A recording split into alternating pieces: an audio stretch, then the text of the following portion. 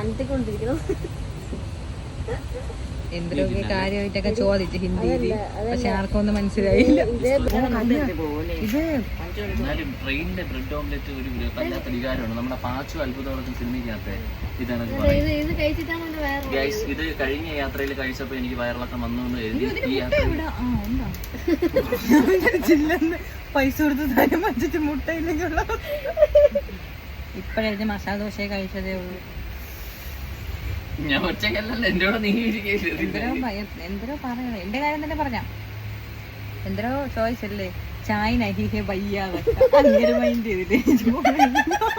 ഇതാണ് bread omelette. 50 രൂപയുടെ bread omelette. ആ 2 ബ്രെഡും ഒരു മുട്ടയും. 10 അല്ല, 2 രൂപ ബ്രെഡ്. 2 2 4 10 14 15